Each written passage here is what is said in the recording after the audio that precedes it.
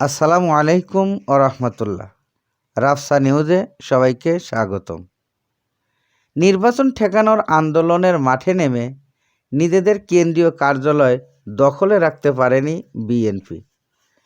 নির্বাচনের পর নতুন মন্ত্রিসভার শপথ গ্রহণের দিনে তালা ভেঙে কার্যালয়ে প্রবেশ করেছে বিএনপি নেতাকর্মীরা। এদিকে একই দিনে বিস্ফোরক দ্রব্য আইনের একটি মামলায় জামিন পেয়েছেন বিএনপি নেতা আমানুল্লাহ আমান।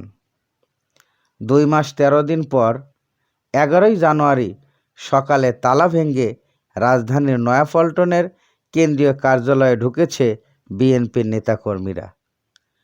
দলের সিনিয়র যুগ্ম মহাসচিব রুহুল কবির রিজভীর নেতৃত্বে কিছু নেতাকর্মীরা সকাল 10টা 42 মিনিটে কার্যালয়ের বন্ধ গেটের তালা ভেঙে ভিতরে প্রবেশ করেন। এ সময় নেতাকর্মীরা সরকার বিরোধী নানা ধরনের স্লোগান দিতে থাকে।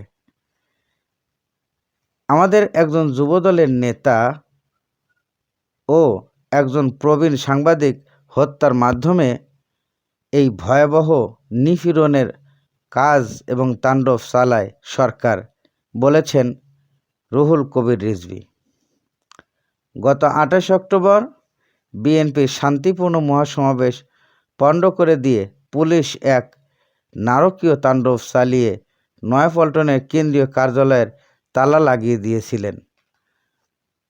রিজভী আরও বলেন, এই 2 মাসের অধিক সময় পুলিশ কাউকে এখানে ঢুকতে দেয়নি এবং আশেপাশে ভিড়লেও তাদের আটক করে নিয়ে গেছে। রুহুল কবির রিজভী বলেন, পুলিশের কাছে কার্যালয়ের চাবি চাইলেও তারা আমাদেরকে চাবি দেয়নি। তাই আজ আমাদের অনেক নেতাকর্মীরা এসেছেন, আমরা তালা ভেঙে ভিতরে প্রবেশ করেছি। আজ বিকাল 3টায় বিএনপির স্থায়ী কমিটির সদস্যগণ দলীয় কার্যালয়ে সংবাদ সম্মেলন করেছেন। কার্যালয়ের ভিতরে ময়লা ও আবর্জনায় ভরপুর ছিল, এমনকি এলোমেলোভাবে পড়েছিল চেয়ার, টেবিল ও কাগজপত্র সহ অন্যান্য আসবাবপত্র। এদিকে জামিন পেলেন বিএনপি নেতা আমানুল্লাহ আমান।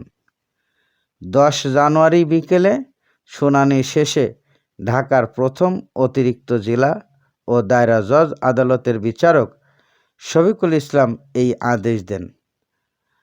আমানুল্লাহ আমানের পক্ষে আইনজীবী সৈয়দ নজরুল ইসলাম এই তথ্য নিশ্চিত করেছেন।